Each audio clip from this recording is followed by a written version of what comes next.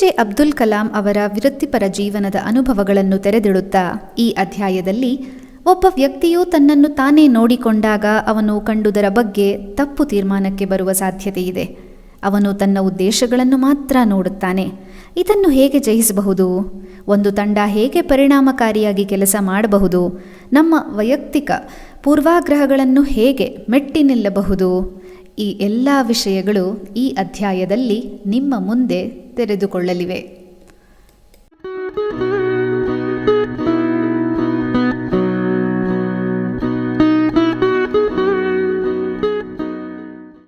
ಸುಮಾರು 280 ಯುವ ಇಂಜಿನಿಯರುಗಳು DRDLನ ಕಾರ್ಯವೈಖರಿಯನ್ನೇ ಬದಲಾಯಿಸಿದರು. ಇದು ನಮಗೆಲ್ಲ ಜೀವನದ ಅತ್ಯಂತ ಮೌಲಿಕ ಅನುಭವ ಕೂಡ ಆಗಿತ್ತು. ನಾವೀಗ ಈ ಯುವ ವಿಜ್ಞಾನಿಗಳ ತಂಡದಿಂದ reentry technology and structures, millimetric wave radar, rocket ವ್ಯವಸ್ಥೆಗಳನ್ನು ಹಾಗೂ ಇನ್ನಿತರ ಪ್ರಮುಖ ಘಟಕಗಳನ್ನು ಅಭಿವೃದ್ಧಿಪಡಿಸುವ ಸಾಮರ್ಥ್ಯ ಪಡೆದೆವು. ಈ ಕಾರ್ಯದತ್ತ ಸಾಗಿದಾಗ ಪ್ರಥಮ ಹಂತದಲ್ಲಿ ಯುವ ವಿಜ್ಞಾನಿಗಳಿಗೆ ಅದರ ಪ್ರಾಮುಖ್ಯದ ಅರಿವಾಗಿರಲಿಲ್ಲ. ಒಮ್ಮೆ ಈ ವಿಚಾರಗಳು ತಿಳಿದಾಗ ಹಾಗೂ ತಮ್ಮ ಮೇಲೆ ಇರಿಸಿದ ವಿಶ್ವಾಸ ಕಂಡು ಅವರು ತಮ್ಮ ಪಾಲಿನ ಕೆಲಸಗಳನ್ನು ಉತ್ಸಾಹದಿಂದ ಮಾಡಲಾರಂಭಿಸಿದರು. ನಮ್ಮಲ್ಲಿ ಒಬ್ಬರು ಹಿರಿಯ ಮುತ್ಸದ್ದಿ ಅಂದರೆ ಪಿಕ್ ಶಾಟ್ ತರಹ ಯಾರೂ ಇರಲಿಲ್ಲ. ನಾವು ಇದೆಲ್ಲ ಮುಗಿಸುವುದು ಹೇಗೆ? ಓರ್ವ ಯುವ ವಿಜ್ಞಾನಿ ಕೇಳಿದ. ಆ ಹಿರಿಯನು ಓರ್ವ ಕಿರಿಯನೇ ಆಗಿದ್ದ. ಕಿರಿಯ ಕೆಲಸಗಳನ್ನು ಮಾಡುತ್ತಾ ಹಿರಿಯದನ್ನು ಸಾಧಿಸುತ್ತಾನೆ. ಆದುದರಿಂದ ಪ್ರಯತ್ನಿಸುತ್ತಾ ಹೋಗಿ ಎಂದು ನಾನು ಹೇಳಲಾರಂಭಿಸಿ ಹುರಿದುಂಬಿಸುತ್ತಿದ್ದೆ. ಯುವ ವಿಜ್ಞಾನಿಗಳ ಪ್ರಪಂಚದಲ್ಲಿ ಹಿಂದೆ ಸರಿಯುವ ಹೆಜ್ಜೆಗಳು ಹೇಗೆ ಭರವಸೆಗಳಾಗಿ ಮಾರ್ಪಡುತ್ತವೆ ಎಂಬುದನ್ನು ನೋಡಿದರೆ ಅದು ಆಶ್ಚರ್ಯವಾಗುತ್ತದೆ ಕೂಡ. ಮೊದಲು ಸಾಧ್ಯ ಇಲ್ಲವೆಂದ ಸವಾಲುಗಳನ್ನು ಆ ಬಳಿಕ ಯಶಸ್ಸಿನೊಂದಿಗೆ ಸಮಾಪ್ತಿಗೊಳ್ಳಲು ಪ್ರಾರಂಭವಾದವು. ಯುವ ತಂಡದ ಜೊತೆಯಲ್ಲಿದ್ದ ಹಿರಿಯ ವಿಜ್ಞಾನಿಗಳು ಪುನಶ್ಚೇತನಗೊಳ್ಳುವ ರೀತಿ ಚೇತೋಹಾರಿ ವಾತಾವರಣ ನಿರ್ಮಾಣವಾಯಿತು. ಕೆಲಸವನ್ನು ಆತ್ಮಸಂತೋಷದಿಂದ ಮಾಡುವುದರಿಂದ ನಿಜವಾದ ಹುರುಪು ಸಿಗುತ್ತದೆ ಎಂಬುದಾಗಿ ನನ್ನ ಅನುಭವದಿಂದ ಕಂಡುಕೊಂಡಿದ್ದೇನೆ ಹಾಗೂ ಹೇಳಿದ್ದೇನೆ ಕೂಡ. ಇದು ಹೊರತು ತನ್ಮಯತೆ ಇಲ್ಲದ ಕೆಲಸ ಒಂದು ದೊಡ್ಡ ಹೊರೆಯಾಗುತ್ತದೆ. ಮತ್ತೆ ಈ ಹಿಂದೆ ಉಲ್ಲೇಖಿಸಿದ 4 ತತ್ವಗಳನ್ನು ಪುನರುಚ್ಚರಿಸುತ್ತೇನೆ. ಗುರಿ ಸಾಧನೆ, ಭರವಸೆಯ ಯೋಚನೆಗಳು, ವಿಶ್ಲೇಷಣೆ ಹಾಗೂ ನಂಬಿಕೆ ಯಶಸ್ಸಿನ ಮೂಲಭೂತ ಅಂಶಗಳು ಆಗಿವೆ. ನಾವು ಅಂತೆಯೇ ಸಮಂಜಸವಾದ ಗುರಿಗಳನ್ನು ನಿಯೋಜಿಸಿದ ಬಳಿಕ ಯುವ ವಿಜ್ಞಾನಿಗಳಿಗೆ ಈ ಬಗ್ಗೆ ಭರವಸೆಯ ಚಿಂತನೆ ನಡೆಸಲು ಪ್ರೋತ್ಸಾಹ ನೀಡಿದೆವು. ಪ್ರತಿಯೊಂದು ವಿಶ್ಲೇಷಣಾ ಸಭೆಯಲ್ಲಿ ನಾನು ಯಾವಾಗಲೂ ತಂಡದ ಕೆಲಸದ ಪ್ರಗತಿಯನ್ನು ಪ್ರಸ್ತುತಪಡಿಸಲು ಯುವ ವಿಜ್ಞಾನಿಗಳಿಗೆ ಹೇಳುತ್ತಿದ್ದೆ. ಹೀಗೆ ಮಾಡುವುದರಿಂದ ಅವರಿಗೆ ಈ ಯೋಜನೆಯಲ್ಲಿ ಚೆನ್ನಾಗಿ ತೊಡಗಿಕೊಳ್ಳುವ ಸಾಧ್ಯತೆಯಿದೆ. ಅಂತೆಯೇ ನಂಬಿಕೆಯ ವಾತಾವರಣ ಬೆಳೆಯುತ್ತಾ ಹೋಗುತ್ತದೆ. ಕಿರಿಯರು ತೀರಾ ಕ್ಲಿಷ್ಟವಾದ ಪ್ರಶ್ನೆಗಳನ್ನು ಕೇಳಿ ಹಿರಿಯ ವಿಜ್ಞಾನಿಗಳಿಗೆ ಮಾಹಿತಿ ಪಡೆಯುವ ಕಾರ್ಯ ಆರಂಭಿಸುತ್ತಾರೆ. ಹೀಗಾಗಿ ಕಿರಿಯರಿಗೆ ಯಾವುದೇ ಅಂಜಿಕೆ ಇರುವುದಿಲ್ಲ. ಸಂಶಯಗಳಿದ್ದರೆ ಕೂಡಲೇ ಪರಿಹಾರ ಸಿಗುತ್ತದೆ. ಸಮಯ ಕಳೆದಂತೆ ಅವರೆಲ್ಲ ಜ್ಞಾನ ಸಂಪನ್ನರಾಗಿ ಸಂಸ್ಥೆಗೆ ಗೌರವ ತರುತ್ತಾರೆ. ಹೀಗೆ ಮಾಡುವ ಎಲ್ಲ ಕೆಲಸದಲ್ಲಿ ನಿಷ್ಠೆಯೂ ನಂಬಿಕೆಯೂ ಬೆಳೆಯುತ್ತಾ ಹೋದಂತೆ ಯಾರಿಗೂ ಬೇಸರದ ಅಥವಾ ನಿರ್ಲಕ್ಷ್ಯಕ್ಕೊಳಗಾಗಿದ್ದೇನೆ ಎಂಬ ಭಾವನೆ ಬೆಳೆಯುವುದಿಲ್ಲ. ಈ ರೀತಿಯ ವಾತಾವರಣವನ್ನು ಸೃಷ್ಟಿಸಲು ನಾನು ಅನುಭವ ಇರುವ ಹಿರಿಯ ವಿಜ್ಞಾನಿಯೊಂದಿಗೆ ಜಾಣ ಕಿರಿಯ ವಿಜ್ಞಾನಿಗಳನ್ನು ಜೊತೆಯಲ್ಲಿ ಬೆರೆಸಿದೆ. ಈ ಮಿಶ್ರಣದಿಂದಾಗಿ DRDLನಲ್ಲಿ ಭರವಸೆಯ ಚಿಂತನೆ ಮತ್ತು ಹೆಚ್ಚು ಉತ್ಪಾದನಾ ಸಾಮರ್ಥ್ಯ ವೃದ್ಧಿಯಾಗುವುದನ್ನು ಕಂಡೆವು. 1985ರ ಸೆಪ್ಟೆಂಬರ್ 16ರಂದು ತ್ರಿಶೂಲ್ ಶ್ರೀಹರಿಕೋಟಾದ ಉಡ್ಡಯನ ಕೇಂದ್ರದಿಂದ ಹಾರಿಸಲ್ಪಟ್ಟಾಗ ನಮ್ಮ ಕ್ಷಿಪಣಿ ಯೋಜನೆಯ ಪ್ರಥಮ ಉಡ್ಡಯನ ಕಾರ್ಯ ನಡೆಯಿತು ಎಂದು ಹೆಮ್ಮೆಯಿಂದ ಹೇಳಬಹುದು. ರಾಕೆಟ್ ಮೋಟಾರ್ನ ನಡವಳಿಕೆ ಮತ್ತು ಇತರ ಹಾರಾಟ ವ್ಯವಸ್ಥೆಯ ಪರೀಕ್ಷಾರ್ಥ ಈ ಉಡ್ಡಯನವನ್ನು ಮಾಡಲಾಯಿತು. 2 ಸಿ-ಬ್ಯಾಂಡ್ ರೆಡಾರ್ಗಳು ಹಾಗೂ KTLS ಅಂದರೆ ಕೆಲಿಡಿಯೋ ಥಿಯೋಡೊಲೈಟ್ ಬಳಸಿ ಭೂ ಸಂಪರ್ಕ ಕೇಂದ್ರದಿಂದ ರಾಕೆಟ್ನ ಚಲನವಲನಗಳನ್ನು ಗುರುತಿಸಲಾಯಿತು. ಈ ಎಲ್ಲ ಪರೀಕ್ಷೆಗಳು ಯಶಸ್ವಿಯಾದವು. ಕೆಲವೊಂದು ತಾಂತ್ರಿಕ ದೋಷಗಳು ಕಂಡುಬಂದಿರಬಹುದು, ಆದರೆ ಮುಂದಿನ ಪರೀಕ್ಷೆಗಳಿಗೆ ಉತ್ಸಾಹ ಕುಂದಲು ಅದು ಕಾರಣವಾಗಲಿಲ್ಲ. ಒಟ್ಟಾರೆ DRDL ವಿಜ್ಞಾನಿಗಳಿಗೆ ಇದು ದೊಡ್ಡ ಆತ್ಮವಿಶ್ವಾಸವನ್ನು ತಂದುಕೊಟ್ಟು ಕ್ಷಿಪಣಿ ಯೋಜನೆಯ ಮುಂದೆ ಸಾಗಲು ಹಾದಿ ಸುಗಮ ಮಾಡಿಕೊಟ್ಟಿತು. ಇದೇ ವೇಳೆ ಬೆಂಗಳೂರಿನ ವೈಮಾನಿಕ ಅಭಿವೃದ್ಧಿ ಸಂಸ್ಥೆ ಅಂದರೆ ADE ಸಿದ್ಧಗೊಳಿಸಿದ PTA ಅಂದರೆ ಚಾಲಕರಿಲ್ಲದ ಗುರಿ ಸಾಧಕ ವಿಮಾನದ ಪರೀಕ್ಷಾರ್ಥ ಹಾರಾಟ ನಡೆಸಲಾಯಿತು. ನಮ್ಮ ವಿಜ್ಞಾನಿಗಳು ಈ ವಿಮಾನಕ್ಕಾಗಿ ರಾಕೆಟ್ ಮೋಟಾರ್ ಒಂದನ್ನು ತಯಾರಿಸಿಕೊಟ್ಟರು. ಈ ಮೋಟಾರನ್ನು DTDP ಅವರು ಅಧಿಕೃತವಾಗಿ ಪ್ರಮಾಣಿಸಿಕೊಟ್ಟರು. ಕ್ಷಿಪಣಿ ರಚನೆಯ ಯಂತ್ರ ಭಾಗದ ನಿರ್ಮಾಣದಲ್ಲಿ ಇದೊಂದು ಸಣ್ಣ ಪ್ರಮಾಣದ ಹೆಜ್ಜೆಯಾಗಿದ್ದರೂ ಇದು ಉಪಯೋಗಿಸುವ ಗ್ರಾಹಕರಿಗೆ ತೃಪ್ತಿ ನೀಡಿತು. DRDL ತಾಂತ್ರಿಕ ಜ್ಞಾನದ ನೆರವಿನಿಂದ ಖಾಸಗಿ ಸಂಸ್ಥೆಯೊಂದಕ್ಕೆ ಈ ರಾಕೆಟ್ ಮೋಟಾರ್ಗಳನ್ನು ತಯಾರಿಸಲು ಪರವಾನಗಿ ನೀಡಲಾಯಿತು. ಈ ರೀತಿ ಏಕರೂಪದ ಪ್ರಯೋಗಾಲಯದಿಂದ ಹಲವು ಪ್ರಯೋಗಾಲಯಗಳ ವ್ಯವಸ್ಥೆಯತ್ತ ಸಾಗಿ ಪ್ರಯೋಗಾಲಯ ಉದ್ಯಮಿಗಳ ಹೊಸ ಸಂಬಂಧವನ್ನು ಆರಂಭಿಸಿದವು. PTA ಅಭಿವೃದ್ಧಿಗೊಳಿಸುವ ವೇಳೆ ಹಲವು ಸಂಸ್ಥೆಗಳು ಒಂದೆಡೆ ಸೇರುವ ಅವಕಾಶ ಕಲ್ಪಿಸಿಕೊಟ್ಟಿತು.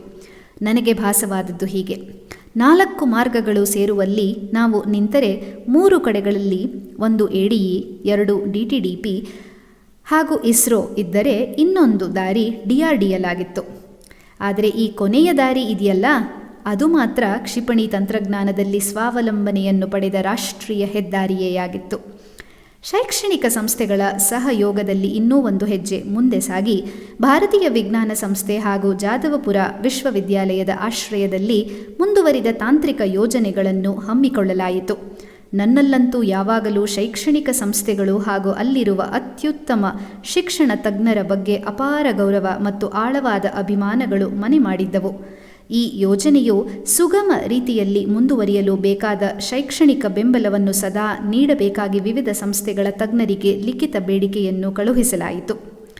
ಈ ಸಂದರ್ಭದಲ್ಲಿ ಶೈಕ್ಷಣಿಕ ಸಂಸ್ಥೆಗಳು ಯಾವ ರೀತಿಯಲ್ಲಿ ಕ್ಷಿಪಣಿ ಯೋಜನೆಗೆ ನೆರವು ನೀಡಿವೆ ಎಂಬುದನ್ನು ಪರಾಮರ್ಶಿಸೋಣ. ಪೃಥ್ವಿಯಂತಹ ನಿಯಂತ್ರಣ ಪ್ರಜ್ಞೆ ಹೊಂದಿರುವ ಕ್ಷಿಪಣಿಗಳ ಚಲನೆಯ ಮೇಲೆ ಹತೋಟಿ ಇರಿಸಲು ಬೇಕಾದ ಕಂಪ್ಯೂಟರ್ ವ್ಯವಸ್ಥೆಗೆ ನೆರವಾದವರು ಜಾದವಪುರ ವಿಶ್ವವಿದ್ಯಾಲಯದ ವಿದ್ಯಾರ್ಥಿ ತಂಡ. ಈ ತಂಡಕ್ಕೆ ಸೂಕ್ತ ಮಾರ್ಗದರ್ಶನ ನೀಡಿದವರು ಪ್ರೊಫೆಸರ್ ಘೋಷಾಲ್. ಆಕಾಶ್ ಕ್ಷಿಪಣಿಗೆ ಬೇಕಾದ ವಿವಿಧ ಗುರಿ ಸಾಧಕ ವ್ಯವಸ್ಥೆಯ ಸಾಫ್ಟ್ವೇರ್ ಮಾಡಿದವರು ಭಾರತೀಯ ವಿಜ್ಞಾನಿ ಸಂಸ್ಥೆಯ ಸ್ನಾತಕೋತ್ತರ ವಿದ್ಯಾರ್ಥಿಗಳು. ಇವರಿಗೆ ಪ್ರೊಫೆಸರ್ IG ಶರ್ಮಾ ಮಾರ್ಗದರ್ಶನ ಒದಗಿಸಿದ್ದರು. ಅಗ್ನಿಯ ಕ್ಷಿಪಣಿಯ ಮರು ಪ್ರವೇಶ ವಾಹನದ ರಚನೆಯ ತಂತ್ರವನ್ನು ನಿರ್ಮಿಸಿದವರು ಮದ್ರಾಸ್ IIT ಹಾಗೂ DRDO ವಿಜ್ಞಾನಿಗಳು. ನಾಗ್ ಕ್ಷಿಪಣಿಯ ಸಿಗ್ನಲ್ ವ್ಯವಸ್ಥೆಗೆ ಗಣನೀಯ ಕೊಡುಗೆ ನೀಡಿದವರು ಉಸ್ಮಾನಿಯಾ ವಿಶ್ವವಿದ್ಯಾಲಯದ ನ್ಯಾವಿಗೇಷನ್ ಎಲೆಕ್ಟ್ರಾನಿಕ್ ರಿಸರ್ಚ್ ಹಾಗೂ ಟ್ರೈನಿಂಗ್ ಯೂನಿಟ್. ಇವೆಲ್ಲವೂ ಸಾಮೂಹಿಕ ಪ್ರಯತ್ನಗಳ ನಿದರ್ಶನಗಳು. ನಿಜವಾಗಿ ಹೇಳಬೇಕಾದರೆ ನಮ್ಮೊಡನೆ ಪಾಲುದಾರರಾಗಿ ಕೈಜೋಡಿಸಿದ ವಿವಿಧ ಸಂಸ್ಥೆಗಳ ನೆರವಿಲ್ಲದೆ ಹೋಗಿದ್ದರೆ ಇಂತಹ ಮುಂದುವರಿದ ತಂತ್ರಜ್ಞಾನದ ಸವಾಲುಗಳನ್ನು ಸಮರ್ಥವಾಗಿ ಎದುರಿಸಲು ಸಾಧ್ಯವೇ ಇರಲಿಲ್ಲ.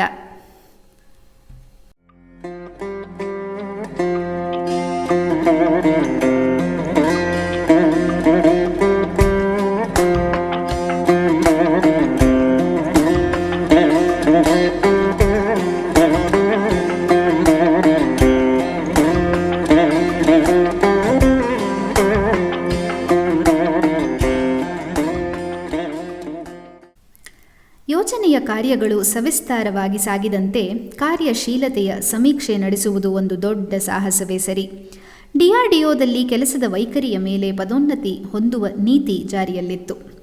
ಈ ಪದೋನ್ನತಿಗಾಗಿ ವಾರ್ಷಿಕ ರಹಸ್ಯ ವರದಿಗಳ ಮೂಲಕ ಪಡೆದ ಕಾರ್ಯವೈಖರಿ ವಿವರಗಳ ಪರಿಶೀಲನೆ ನಡೆಸಬೇಕಾಗಿತ್ತು. ಈ ವರದಿಗಳ ಅಂಶಗಳನ್ನು ಒಂದು ಸಮಿತಿಯ ಸಮೀಕ್ಷೆ ನಡೆಸುತ್ತಿತ್ತು. ಈ ಸಮಿತಿಯಲ್ಲಿ ಹೊರಗಿನಿಂದ ಆಹ್ವಾನಿತರಾದ ವಿಶೇಷ ತಜ್ಞರೂ ಇರುತ್ತಿದ್ದರು. ಇಲ್ಲಿನ ತೀರ್ಮಾನದಂತೆ ವ್ಯಕ್ತಿಗಳ ಪದೋನ್ನತಿಗಾಗಿ ಶಿಫಾರಸು ಮಾಡಲಾಗುತ್ತಿತ್ತು. ಹೆಚ್ಚಿನವರು ನನ್ನ ಈ ಕಾರ್ಯವನ್ನು ಅಸಮಂಜಸವಾದ ದೃಷ್ಟಿಯಿಂದ ನೋಡುತ್ತಿದ್ದರು. ಯಾರಿಗಾದರೂ ಪದೋನ್ನತಿ ಲಭಿಸದಿದ್ದರೆ ಅದಕ್ಕಾಗಿ ನನ್ನ ಮತ್ತು ಆ ವ್ಯಕ್ತಿಯ ನಡುವಿನ ವೈಯಕ್ತಿಕ ಸಂಬಂಧಗಳನ್ನು ಕಾರಣವಾಗಿಸುತ್ತಿದ್ದರು. ಅಂದರೆ ನನಗೆ ಈ ವ್ಯಕ್ತಿಯನ್ನು ಕಂಡರಾಗದು ಎಂದು ಬಿಡುತ್ತಿದ್ದರು. ಇನ್ನು ಪದೋನ್ನತಿ ಪಡೆದವರು ನನ್ನಿಂದ ವಿಶೇಷವಾದ ಶಿಫಾರಸು ಪಡೆದವರು ಎಂಬ ಭಾವನೆ ಮೂಡುತ್ತಿತ್ತು. ಹೀಗಾಗಿ ವೈಜ್ಞಾನಿಕ ಕೆಲಸಗಳನ್ನು ಸಮೀಕ್ಷೆ ಮಾಡುವಾಗ ನಾನು ಓರ್ವ ನ್ಯಾಯಾಧೀಶನಂತೆ ಕಾರ್ಯವೆಸಗಬೇಕಾಗುತ್ತಿತ್ತು. ಇದು ತೂಕ ಅಳೆಯುವ ಕೆಲಸವೇ ಸರಿ. ತ್ರಾಸಿನ ಯಾವ ಕಡೆ ಅತ್ಯಲ್ಪ ತೂಕ ಜಾಸ್ತಿಯಾದರೂ ಮುಂದೆ ಆಗುವ ವಿದ್ಯಮಾನಗಳು ಸಂಸ್ಥೆಯ ಆಗುಹೋಗುಗಳಲ್ಲಿ ತೊಂದರೆ ಉಂಟಾಗಬಹುದು. ಒಬ್ಬ ವ್ಯಕ್ತಿಯು ತನ್ನನ್ನು ತಾನೇ ನೋಡಿಕೊಂಡಾಗ ಅವನು ಕಂಡುದರ ಬಗ್ಗೆ ತಪ್ಪು ತೀರ್ಮಾನಕ್ಕೆ ಬರುವ ಸಾಧ್ಯತೆ ಹೆಚ್ಚು. ಅವನು ತನ್ನ ಉದ್ದೇಶಗಳನ್ನು ಮಾತ್ರ ನೋಡುತ್ತಾನೆ. ಹೆಚ್ಚಿನವರಿಗೆ ಒಳ್ಳೆಯ ಉದ್ದೇಶವೇ ಇರುತ್ತದೆ. ಆದುದರಿಂದ ತಾವು ಏನು ಮಾಡಿದರೂ ಅದು ಒಳ್ಳೆಯದೇ ಎಂದು ತೀರ್ಮಾನಿಸಿಬಿಡುತ್ತಾರೆ. ಒಬ್ಬ ವ್ಯಕ್ತಿ ತನ್ನ ಕ್ರಿಯೆಗಳ ಕುರಿತು ವಸ್ತುನಿಷ್ಠವಾದ ತೀರ್ಮಾನಕ್ಕೆ ಬರುವುದು ಬಹಳ ಕಷ್ಟ. ಅಂತಹ ತೀರ್ಮಾನ ಆತನ ಒಳ್ಳೆಯ ಉದ್ದೇಶಗಳಿಗೆ ವಿರುದ್ಧವಾಗಿಯೂ ಇರಬಹುದು. ಹೆಚ್ಚಿನವರು ಕೆಲಸ ಮಾಡುವ ಆಶಯವನ್ನಿಟ್ಟುಕೊಂಡೇ ಕೆಲಸಕ್ಕೆ ಬರುತ್ತಾರೆ. ಅವರಲ್ಲಿ ಅನೇಕರು ತಮಗೆ ಅನುಕೂಲಕರವಾದ ರೀತಿಯಲ್ಲಿ ಕೆಲಸ ಮಾಡಿ ಸಂಜೆ ತೃಪ್ತಿಯ ಭಾವದಿಂದ ಮನೆಗೆ ಹೋಗುತ್ತಾರೆ. ಅವರು ತಮ್ಮ ಸಾಧನೆಯ ಮೌಲ್ಯಮಾಪನ ಮಾಡುವುದಿಲ್ಲ, ಉದ್ದೇಶದ ಮೌಲ್ಯಮಾಪನ ಮಾತ್ರ ಮಾಡುತ್ತಾರೆ. ಒಬ್ಬ ವ್ಯಕ್ತಿ ಸಮಯಕ್ಕೆ ಸರಿಯಾಗಿ ಕೆಲಸವನ್ನು ಮುಗಿಸುವ ಉದ್ದೇಶದಿಂದ ಕೆಲಸ ಮಾಡುತ್ತಾನೆ. ವಿಳಂಬವೇನಾದರೂ ಆದರೆ ಅದು ಆತನ ನಿಯಂತ್ರಣ ಮೀರಿದ್ದು ಆತನಿಗೆ ವಿಳಂಬ ಮಾಡುವ ಉದ್ದೇಶವಿರಲಿಲ್ಲ ಎಂದು ಊಹಿಸಿಬಿಡುತ್ತಾನೆ. ಆದರೆ ಆತನ ಕೆಲಸ ಅಥವಾ ಆಲಸ್ಯದಿಂದಾಗಿ ವಿಳಂಬವಾದಲ್ಲಿ ಅಂತಹ ವಿಳಂಬವನ್ನು ಉದ್ದೇಶಪೂರ್ವಕ ಎಂದು ಪರಿಗಣಿಸಬೇಕಲ್ಲವೇ? ಯೋಚನೆ ಮಾಡಿ. ಈ ಪ್ರಸಂಗದಲ್ಲಿ ನನ್ನ ಜೀವನದ ಹಿಂದಿನ ಘಟನೆಯನ್ನೇ ವಿಶ್ಲೇಷಿಸೋಣ. ನಾನು ಯುವ ವಿಜ್ಞಾನಿಯಾಗಿದ್ದಾಗ ನನ್ನ ಅನುಭವ ಹೇಗಿತ್ತು ಎಂದರೆ, ನನಗೆ ಆಗ ಇದ್ದ ಕಾರ್ಯದಕ್ಷತೆಗಿಂತ ಹೆಚ್ಚು ಸಾಧನೆ ಮಾಡಬೇಕೆಂಬ ಆಳವಾದ ಬಯಕೆ ಯಾವಾಗಲೂ ಇರುತ್ತಿತ್ತು. ಯಾವುದೇ ಕ್ಷಣದಲ್ಲಿ ಮನಸ್ಸು ವಿಚಲಿತವಾಗಿ ಕಾರ್ಯಭಂಗವಾಗುವ ಪ್ರಮೇಯಕ್ಕೆ ಎಡೆ ಮಾಡಿಕೊಡುತ್ತಿರಲಿಲ್ಲ. ನಾನು ಯಾವತ್ತೂ ಬಯಸುತ್ತಿದ್ದ ನನ್ನ ಕಾರ್ಯಪ್ರವೃತ್ತಿ ಜಾಸ್ತಿ ಮಾಡಲು ಹೊರಗಿನ ಯಾವುದೇ ಶಕ್ತಿಗಳು ಕಾರಣವಾಗಿರಲಿಲ್ಲ. ಒಂದೇ ಒಂದು ಅಂತರಾತ್ಮದ ಕೂಗು ಎಂದರೆ ಕೆಲಸಕ್ಕೆ ನನ್ನನ್ನು ಜಾಸ್ತಿ ತೊಡಗಿಸುವ ತುಡಿತ ಮಾತ್ರ ಇತ್ತು. ನನ್ನ ಉತ್ತೇಜನದ ಮೂಲ ಏನೆಂದರೆ, ನಾನು ಇನ್ನಷ್ಟು ದೂರ ಹೋಗಬಲ್ಲೆ ಹೊರತು ನಾನೆಷ್ಟು ದೂರ ಸಾಗಿ ಬಂದಿದ್ದೇನೆ ಎಂಬುದು ಆಗಿರಲಿಲ್ಲ. ಇಷ್ಟಾಗಿಯೂ ಬದುಕು ಎಂದರೆ ಏನು? ಪರಿಹಾರ ಕಾಣದ ಸಮಸ್ಯೆಗಳು, ಅಸ್ಪಷ್ಟ ಜಯಗಳು, ವಾರಸುದಾರರಿಲ್ಲದ ಸೋಲುಗಳು. ಏನರ್ಥ? ಸಮಸ್ಯೆ ಆಗಿರುವುದು ಎಲ್ಲಿ ಎಂದರೆ, ಬದುಕು ಅರ್ಥೈಸುವ ಬದಲು ನಾವು ಸದಾ ವಿಶ್ಲೇಷಿಸುತ್ತಾ ಅದರ ಕಾರಣ ಮತ್ತು ಪರಿಣಾಮವನ್ನು ಕಂಡುಕೊಳ್ಳುವ ಹುಡುಕಾಟದಲ್ಲಿ ತೊಡಗಿರುತ್ತೇವೆ. ದೇವರು ಸಮಸ್ಯೆಗಳನ್ನು ಹಾಗೂ ಕಷ್ಟಗಳನ್ನು ನೀಡಿ ನಮಗೆ ಆಂತರಿಕವಾಗಿ ಬೆಳೆಯಲು ಅವಕಾಶ ಕೊಡುತ್ತಾನೆ ಎಂಬುದು ನನ್ನ ಅಚಲವಾದ ನಂಬಿಕೆ. ಹೀಗಾಗಿ ಆಸೆಗಳು, ಕನಸುಗಳು ಮತ್ತು ಗುರಿಗಳು ಕುಸಿದಾಗ ಈ ಅವಶೇಷಗಳಲ್ಲಿ ಹುಡುಕಾಟ ನಡೆಸಿ, ಇದರಲ್ಲಿಯೂ ನಿಮಗೆ ಒಂದು ಸುವರ್ಣಾವಕಾಶ ಇದೆಯೇ, ಅದು ಎಲ್ಲಿ ಅಡಗಿದೆ ಎಂದು ಹುಡುಕುವುದೇ ಸರಿ ಅಲ್ಲವೇ?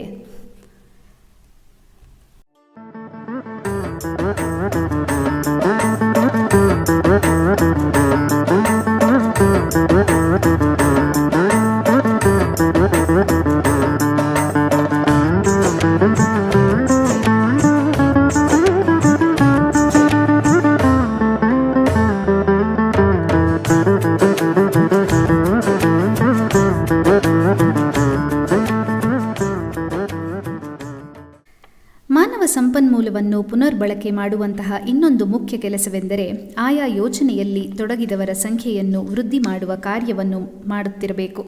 ಹೆಚ್ಚಿನ ವೇಳೆ ಕಾರ್ಯಕ್ಷೇತ್ರಗಳಲ್ಲಿ ಕೆಲಸ ಮಾಡುವ ಜನರು ಅವರ ಸಾಮಾಜಿಕ, ವೈಯಕ್ತಿಕ ಮತ್ತು ಸ್ವಂತ ತೀರ್ಮಾನಗಳಿಗೆ ಸಂಬಂಧಪಟ್ಟ ವಿಚಾರಗಳಿಂದ ಮಾತ್ರ ತೃಪ್ತಿಪಟ್ಟುಕೊಳ್ಳುವುದರಲ್ಲಿ ಆಸಕ್ತರಾಗಿರುತ್ತಾರೆ. ಓರ್ವ ನಾಯಕನು 2 ವಿಭಿನ್ನ ವಾತಾವರಣದ ವಿಚಾರಗಳನ್ನು ಗುರುತಿಸಬೇಕಾಗುತ್ತದೆ. ಒಂದು, ವಾತಾವರಣ ಓರ್ವ ವ್ಯಕ್ತಿಯ ಅಗತ್ಯಗಳನ್ನು ಪೂರೈಸುವಂತಹದ್ದು. ಇನ್ನೊಂದು, ಕೆಲಸದಲ್ಲಿ ಅಸಂತೃಪ್ತಿಯನ್ನು ಉಂಟು ಮಾಡುವಂತಹದ್ದು. ನಾವು ಗಮನಿಸಿದ ವಿಚಾರವೆಂದರೆ, ಜನರು ತಮ್ಮ ಜೀವನಕ್ಕೆ ಅರ್ಥ ನೀಡುವ ಮೌಲ್ಯಗಳಿಗೆ ಮತ್ತು ಗುರುಗಳಿಗೆ ಮಹತ್ವ ನೀಡುತ್ತಾರೆ. ಒಂದು ವೇಳೆ ಮಾಡುತ್ತಿರುವ ಉದ್ಯೋಗವು ಅವರಿಗೆ ಸಾಧನೆ, ಗುರುತಿಸಿಕೊಳ್ಳುವ ಜವಾಬ್ದಾರಿ, ಅಭಿವೃದ್ಧಿ ಹಾಗೂ ಪ್ರಗತಿಗೆ ಬೇಕಾದ ಎಲ್ಲ ನೆರವನ್ನು ಕೊಡುವುದಿದ್ದಲ್ಲಿ ಅವರು ಗುರಿ ತಲುಪಲು ಬೇಕಾದ ಕಠಿಣ ಕೆಲಸಗಳನ್ನು ಮಾಡುತ್ತಾರೆ. ಒಂದೊಮ್ಮೆ ಕೆಲಸವು ಆತ್ಮತೃಪ್ತಿ ನೀಡುವುದಾದರೆ ಆ ವ್ಯಕ್ತಿ ಅಂತಹ ಒಳ್ಳೆಯ ವಾತಾವರಣ ಮತ್ತು ಸಂದರ್ಭಗಳು ದೊರಕಲಿ ಎಂದು ಮತ್ತೆ ಮತ್ತೆ ನೋಡುತ್ತಿರುತ್ತಾನೆ. ಇದನ್ನು ಗುರುತಿಸಬೇಕಾದವನು ಓರ್ವ ನಾಯಕ. ಆಡಳಿತ ಸೂಕ್ತಿಗಳು, ಅವನ ನಾಯಕನ ಗುಣಗಳು, ಭದ್ರತೆ, ಅಂತಸ್ತು ಹಾಗೂ ಕೆಲಸದ ವಾತಾವರಣಗಳು ಮುಂತಾದ ವಿಚಾರಗಳನ್ನು ಗಮನಿಸುತ್ತಾ ಇರಬೇಕು. ಆ ಬಳಿಕ ಈ ವಿಚಾರಗಳನ್ನು ಸಮಾನ ಅಂತಸ್ತಿನವರ ಜೊತೆಗಿನ ವೈಯಕ್ತಿಕ ಸಂಬಂಧಗಳೊಂದಿಗೆ ಚೆನ್ನಾಗಿ ತುಲನೆ ಮಾಡುತ್ತಿರಬೇಕು. ತನ್ನ ವೈಯಕ್ತಿಕ ಬದುಕನ್ನು ಜೀವನದ ವ್ಯವಹಾರ ದೃಷ್ಟಿಯಿಂದಲೂ ಪರೀಕ್ಷಿಸುತ್ತಿರಬೇಕು. ಈ ಎಲ್ಲ ಅಂಶಗಳ ಒಟ್ಟು ಪ್ರಭಾವವೇ ಓರ್ವ ವ್ಯಕ್ತಿಯ ಪ್ರಯತ್ನ ಹಾಗೂ ಕಾರ್ಯಶೀಲತೆಗಳ ಮೌಲ್ಯವನ್ನು ನಿರ್ಧರಿಸುತ್ತದೆ. 1988ರ ಕೊನೆಯ ಭಾಗದೊಳಗಾಗಿ ಪೃಥ್ವಿಯ ಕಾರ್ಯ ಸಂಪೂರ್ಣಗೊಳ್ಳತೊಡಗಿತ್ತು. ಈ ಕಾರ್ಯಾಚರಣೆಯಾಗಿ ಬಳಸುವ ರಾಕೆಟ್ ಇಂಜಿನ್ಗಳು ತಮ್ಮ ಕಾರ್ಯ ವಿಶೇಷತೆಯಿಂದಾಗಿ ದೇಶದಲ್ಲಿ ಪ್ರಥಮ ಸ್ಥಾನವನ್ನು ಪಡೆದವು ಎಂದು ಹೇಳಲೇಬೇಕು. ನಾನು ಮತ್ತು ಸುಂದರಂ ಪೃಥ್ವಿ ತಂಡಕ್ಕೆ ನೀಡಿದ್ದ ಅವಕಾಶ ಹಾಗೂ ಮೌಲ್ಯಾಧಾರಿತ ನಿರ್ಧಾರಗಳಲ್ಲದೆ ಈ ಯಶಸ್ಸು ಗಳಿಸಲು ತಂಡದ ಸದಸ್ಯರು ಕ್ರಿಯಾಶೀಲ ಸಲಹೆಗಳು ಕಾರಣವಾಗಿದ್ದವು ಕೂಡ ಎಂದು ಅದನ್ನು ಧೈರ್ಯವಾಗಿ ಹೇಳುತ್ತೇನೆ ಕೂಡ. ಈ ತಂಡದಲ್ಲಿದ್ದ ಸಾರಸ್ವತ್, ಜ್ಞಾನೇಶ್ವರ್ ಹಾಗೂ ವೇಣುಗೋಪಾಲನ್ ಇಂತಹ ಅಪ್ರತಿಮ ಕೆಲಸವನ್ನು ಮಾಡಿ ತೋರಿಸಿದವರು ಹಾಗೂ ಎಲ್ಲರಿಗೂ ಈ ಸಾಹಸದಿಂದ ಹೆಮ್ಮೆ ಮತ್ತು ಅಭಿಮಾನದ ವಾತಾವರಣವನ್ನು ತಂದುಕೊಟ್ಟವರು ಕೂಡ. ಹೀಗೆ ಅಭಿವೃದ್ಧಿ ಪಡಿಸಿದ ರಾಕೆಟ್ ಇಂಜಿನ್ಗಳು ಕೇವಲ ಪೃಥ್ವಿ ಯೋಜನೆಗೆ ಮಾತ್ರ ಸೀಮಿತವಾಗಿರದೆ ಒಂದು ರಾಷ್ಟ್ರೀಯ ಸಾಧನೆ ಎಂದು ಹೆಸರುವಾಸಿಯಾಯಿತು. ಅವರ ಸಾಂಘಿಕ ನಾಯಕತ್ವದಲ್ಲಿ ದೊಡ್ಡ ಸಂಖ್ಯೆಯ ಇಂಜಿನಿಯರ್ಗಳು ಮತ್ತು ತಂತ್ರಜ್ಞರು ತಮ್ಮ ಗುರಿಗಳನ್ನು ಸಾಧಿಸುವಲ್ಲಿ ನಿಷ್ಠೆ ತೋರಿದ್ದರು. ಅಲ್ಲದೆ ವೈಯಕ್ತಿಕವಾಗಿ ನೀಡಿದ ವಿಶೇಷ ಜವಾಬ್ದಾರಿಗಳನ್ನು ಕೂಡ ಅಷ್ಟೇ ತದಾತ್ಮದಿಂದ ಮಾಡಿ ಮುಗಿಸಿದರು. ಇವರ ಇಡೀ ತಂಡ ಆತ್ಮವಿಶ್ವಾಸದ ಛಲದಿಂದ ಒಂದೇ ಗುರಿಯಲ್ಲಿ ಸಾಗುತ್ತಿತ್ತು. ಇದು ಮಿತಿಗಳಿಲ್ಲದ ಸಾಧನೆ, ಎಲ್ಲವೂ ಒಂದೇ ಎನ್ನುವ ಭಾವ. ಇದಕ್ಕೆ ಉದಾಹರಣೆ ಇನ್ನೊಂದು ಕೊಡಬಲ್ಲೆ. ವಿಮಾನದಲ್ಲಿ ಹಾರಾಡುವಾಗ ಯಾವಾಗಲೂ ಕೆಳಗೆ ಇಣುಕು ಹಾಕಿ ಭೂಮಾತೆಯ ರಮಣೀಯವಾದ ಸೌಂದರ್ಯವನ್ನು ನೋಡುವುದರಲ್ಲಿ ನನಗೆ ಅತೀವ ಆನಂದ ಲಭಿಸುತ್ತಿತ್ತು. ಕೆಳಗಿನ ಭೂಮಿ ನೋಡಲು ಎಷ್ಟೊಂದು ಸುಂದರ, ಎಷ್ಟೊಂದು ಶಾಂತಿಯುತ. ದೂರದಿಂದ ಆ ಅಡ್ಡುಗೋಡೆಗಳು ಎಲ್ಲಿ ಹೋದವು, ವಿಂಗಡಣೆಗಳು ಎಲ್ಲಿ ಹೋದವು, ವ್ಯತ್ಯಾಸಗಳು ಯಾವುದೂ ತೋರುವುದಿಲ್ಲವಲ್ಲವೇ? ತಾಲೂಕು, ಜಿಲ್ಲೆ, ರಾಜ್ಯ, ದೇಶ ಹೀಗೆ ಬೇರೆ ಮಾಡುವ ಅಡ್ಡ ಗೋಡೆಗಳೆಲ್ಲಿ ಹೋದವು? ಇದು ಜೀವನದ ತತ್ವಗಳಿಗೂ ಅನ್ವಯಿಸುತ್ತದೆ. ಹೇಗೆ ಎಂತೀರಾ? ಎಲ್ಲವನ್ನೂ ದೂರ ಇರಿಸಿ ಪರಿತ್ಯಾಗದ ಭಾವನೆಯಿಂದ ನೋಡಿದರೆ ಎಲ್ಲವೂ ಹೀಗೆ ರಮಣೀಯವಾಗಿ ಕಾಣಬಹುದು ಅಲ್ಲವೇ? ಇನ್ನು ನಿಮಗೆ ಪೃಥ್ವಿಯ ಕತೆ ಹೇಳಲೇಬೇಕು. ಬಾಲಾಸೂರ್ನಲ್ಲಿ ಇಂಟರಿಮ್ ಟೆಸ್ಟ್ ರೇಂಜ್ ಅಭಿವೃದ್ಧಿ ಕಾರ್ಯಗಳು ಪೂರ್ಣಗೊಳ್ಳಲು ಇನ್ನೂ 1 ವರ್ಷ ಬೇಕಾದ ಕಾರಣ ಪೃಥ್ವಿ ಕ್ಷಿಪಣಿಯ ಉಡ್ಡಯನ ಮಾಡಲು ಶಾರ್ ಕೇಂದ್ರದಲ್ಲಿಯೇ ಅವಶ್ಯವಿದ್ದ ವಿಶೇಷ ವ್ಯವಸ್ಥೆಗಳನ್ನು ಮಾಡಿದೆವು. ಈ ಸಮಗ್ರ ವ್ಯವಸ್ಥೆಯಲ್ಲಿ ಒಂದು ಉಡ್ಡಯನ ವೇದಿಕೆ, ಬ್ಲಾಕ್ ಹೌಸ್, ನಿಯಂತ್ರಣಾ ಕೇಂದ್ರ ಹಾಗೂ ಚಲಿಸುವ ಟೆಲಿಮೆಟ್ರಿ ಕೇಂದ್ರ ಇವೆಲ್ಲ ಸೇರಿವೆ. ಈ ಹಿಂದೆ ನನ್ನ ಸಹೋದ್ಯೋಗಿಯಾಗಿದ್ದ ನನ್ನ ಸ್ನೇಹಿತ MR ಕುರೂಪ್ ಪ್ರಸ್ತುತ ಶಾರ್ ಕೇಂದ್ರದ ನಿರ್ದೇಶಕರಾಗಿದ್ದರು. ಅವರನ್ನು ಮತ್ತೊಮ್ಮೆ ಕಾಣುವ ಸಂದರ್ಭ ನನಗೆ ಖುಷಿ ಕೊಟ್ಟಿತು. ಪೃಥ್ವಿ ಕ್ಷಿಪಣಿ ಉಡ್ಡಯನ ತಂಡದ ಸದಸ್ಯರಾಗಿ ಕುರೂಪ್ ಕಾರ್ಯವೆಸಗುತ್ತಿರುವುದು ತೃಪ್ತಿ ಕೂಡ ತಂದಿತ್ತು. DRDO ಮತ್ತು ಇಸ್ರೋ, DRDL ಮತ್ತು ಶಾರ್ ಇವುಗಳೊಳಗಿನ ಭೇದಗಳನ್ನೆಲ್ಲ ಮರೆತು ತಂಡ ಒಂದು ಸದಸ್ಯನಾಗಿ, ಒಂದು ತಂಡವಾಗಿ ಪೃಥ್ವಿಗಾಗಿ ದುಡಿಯಿತು. ಉಡ್ಡಯನ ವೇದಿಕೆ ಕಾರ್ಯ ನಡೆದಾಗ ಕುರೂಪ್ ಬಹಳ ಹೊತ್ತು ನಮ್ಮೊಡನೆ ಕಳೆಯುತ್ತಿದ್ದರು. ರೇಂಜ್ ಟೆಸ್ಟಿಂಗ್ ಹಾಗೂ ರೇಂಜ್ ಸೇಫ್ಟಿ, ಇಂಧನವನ್ನು ತುಂಬಿಸುವ ಕಾರ್ಯ ಇಂತಹ ಹಲವು ಕೆಲಸಗಳಲ್ಲಿ ತಮ್ಮ ಅನುಭವವನ್ನು ಧಾರೆ ಎರೆದರು. ಅವರೊಂದಿಗೆ ಜೊತೆಯಲ್ಲಿ ಮಾಡಿದ ಕೆಲಸದ ಅನುಭವ ಎಂದೂ ನೆನಪಿನಲ್ಲಿರುತ್ತದೆ. 1988 ಫೆಬ್ರವರಿ 25 ಪೂರ್ವಾಹ್ನ 11:23 ಪೃಥ್ವಿಯು ಅತ್ಯಂತ ಯಶಸ್ವಿಯಾಗಿ ಉಡ್ಡಯನಗೊಂಡಿತು. ಇದು ಭಾರತದ ರಾಕೆಟ್ ಇತಿಹಾಸದಲ್ಲಿ ಸುವರ್ಣಾಕ್ಷರಗಳಲ್ಲಿ ಬರೆದಿಡಬೇಕಾದ ಐತಿಹಾಸಿಕ ಘಟನೆ. ಪೃಥ್ವಿ ಕೇವಲ ಭೂಮಿಯಿಂದ ಭೂಮಿಗೆ 1000 kg ಆಯುಧ ಸಂಗ್ರಹವನ್ನು ಹೊತ್ತು 150 ಕಿಲೋಮೀಟರ್ಗಳ ವೇಗದಲ್ಲಿ ದಾಳಿ ಮಾಡುವ ಕ್ಷಿಪಣಿಯಾಗಿ ಉಳಿಯುವುದಿಲ್ಲ. ನಮ್ಮ ಎಲ್ಲ ಭವಿಷ್ಯದ ವಿವಿಧ ಶ್ರೇಣಿಗಳ ಕ್ಷಿಪಣಿಗಳ ತಯಾರಿಕೆಯ ಒಂದು ಭದ್ರ ಬುನಾದಿ ಅದಾಗುತ್ತದೆ. ಮುಂದಿನ ಎಲ್ಲ ಬದಲಾವಣೆ, ಅಭಿವೃದ್ಧಿ ಹಾಗೂ ಪ್ರಗತಿದಾಯಕ ಕ್ಷಿಪಣಿಗಳಿಗೆ ಇಲ್ಲಿ ಅವಕಾಶ ಕಲ್ಪಿಸಲಾಗಿದ್ದು, ಭೂಮಿಯಿಂದ ಆಕಾಶಕ್ಕೆ ಹಾಗೂ ಹಡಗುಗಳಿಂದ ಉಡ್ಡಯನದ ಸೌಲಭ್ಯ ಎಲ್ಲವೂ ಇದರಲ್ಲಿ ಸಾಧ್ಯವಿದೆ. 2ನೇ ವಿಶ್ವ ಯುದ್ಧದ ಸಮಯ 1944 ಸೆಪ್ಟೆಂಬರ್ ಮತ್ತು ಮಾರ್ಚ್ 1945 ಮಧ್ಯೆ ಜರ್ಮನ್ B-2 ಕ್ಷಿಪಣಿಗಳು ಲಂಡನ್ ನಗರದ ಮೇಲೆ ದಾಳಿ ಮಾಡಿದ ವೇಳೆ ಸಾಧಾರಣ 2 ಲಕ್ಷ ಮನೆಗಳನ್ನು ನಾಶಪಡಿಸಿದ್ದವು. ಇಂತಹ ಕ್ಷಿಪಣಿಗಳ CEP ಅಂದರೆ ಸರ್ಕ್ಯುಲರ್ ಎರರ್ ಪ್ರಾಬಬಲ್ ಪ್ರಮಾಣ 17 ಕಿಲೋಮೀಟರ್ನಷ್ಟು ಇದ್ದವು ಎಂದು ದಾಖಲೆಗಳು ಹೇಳುತ್ತವೆ. ಈ ದಾಳಿಯಿಂದ 21,000 ಜನರು ಸತ್ತರು. ಅಂತಾರಾಷ್ಟ್ರೀಯವಾಗಿ ನಾವು ನಮ್ಮ ಸಂಬಂಧವನ್ನು ಕಾಪಾಡಿಕೊಳ್ಳುವ ದೃಷ್ಟಿಯಿಂದ ಪೃಥ್ವಿಯ CEPಯನ್ನು 50 ಮೀಟರ್ಗಳಷ್ಟು ಮಾತ್ರ ಇಟ್ಟುಕೊಂಡಿದ್ದೆವು. ಹೀಗಾಗಿ ಅಣು ಅಸ್ತ್ರಗಳ ರಹಿತವಾದ ಕ್ಷಿಪಣಿಗಳು ಇಷ್ಟು ಸಣ್ಣ ದೂರ ಸಾಗಿ ಏನೋ ಮಾರಕ ಕಾರ್ಯಾಚರಣೆಯನ್ನು ಮಾಡುವ ಸಾಧ್ಯತೆ ಇಲ್ಲದ ಕಾರಣ ಭಾರತದ ಆಕ್ರಮಣ ಪ್ರವೃತ್ತಿಯ ಬಗ್ಗೆ ಎದ್ದೇಳುವ ಪಿಸು ಮಾತುಗಳು ಮುಚ್ಚಿ ಹೋದವು. ಪೃಥ್ವಿಯ ಯಶಸ್ಸು ದೇಶದಲ್ಲೆಲ್ಲ ಹರಡಿತು. ಪಾಶ್ಚಾತ್ಯ ರಾಷ್ಟ್ರಗಳಲ್ಲಿ ಈ ಬೆಳವಣಿಗೆ ಒಮ್ಮೆಗೆ ಆಘಾತ ಉಂಟು ಮಾಡುವುದರೊಂದಿಗೆ ಅಲ್ಲಿನವರಿಗೆ ಅಪಾರ ಸಿಟ್ಟು ಕೂಡ ಬಂದಿತ್ತು. ಕ್ಷಿಪಣಿಗಳ ಅಭಿವೃದ್ಧಿ ಕಾರ್ಯಕ್ಕಾಗಿ ಬಳಸುವ ಅಥವಾ ಸಂಬಂಧಪಟ್ಟ ಯಾವುದೇ ವಸ್ತುಗಳನ್ನು ಭಾರತ ತಮ್ಮಿಂದ ಆಮದು ಮಾಡಿಕೊಳ್ಳಬಾರದು ಎಂಬ ನಿರ್ಬಂಧ ಹಾಗೂ ತಾಂತ್ರಿಕ ನಿಷೇಧಗಳನ್ನು 7 ರಾಷ್ಟ್ರಗಳು ಕೂಡಲೇ ಭಾರತದ ಮೇಲೆ ಹೇರಿಬಿಟ್ಟವು. ನಿಯಂತ್ರಣ ಹೊಂದಿದ ಕ್ಷಿಪಣಿಗಳ ತಯಾರಿಕೆಯಲ್ಲಿ ಭಾರತ ಸ್ವಾವಲಂಬನೆ ಹೊಂದುತ್ತಿರುವುದು ಅಭಿವೃದ್ಧಿಶೀಲ ರಾಷ್ಟ್ರಗಳಿಗೆ ದಿಗ್ಭ್ರಮೆ ಉಂಟುಮಾಡಿತ್ತು. ಹೀಗೆ ಸಾಗುತ್ತದೆ APJ ಅವರ ಅನುಭವಗಳ ಸರಮಾಲೆ. ದೊಡ್ಡ ಅವಕಾಶಗಳು ಲಭಿಸಿದಾಗ ನಾವು ದೊಡ್ಡ ಸವಾಲುಗಳನ್ನು ಎದುರಿಸಬೇಕಾಗುತ್ತದೆ. ನಾವು ಯಾವುದೇ ಕಾರಣಕ್ಕಾಗಿ ಹಿಂಜರಿಯಬಾರದು ಮತ್ತು ಸಮಸ್ಯೆಗಳು ನಮ್ಮ ಮೇಲೆ ಸವಾರಿ ಮಾಡಲೇಬಾರದು ಎಂಬ ಅವರ ವಿಚಾರವಾದವನ್ನು ಮುಂದಿನ ಅಧ್ಯಾಯದಲ್ಲಿ ತಿಳಿದುಕೊಳ್ಳೋಣ. ನಮಸ್ಕಾರ.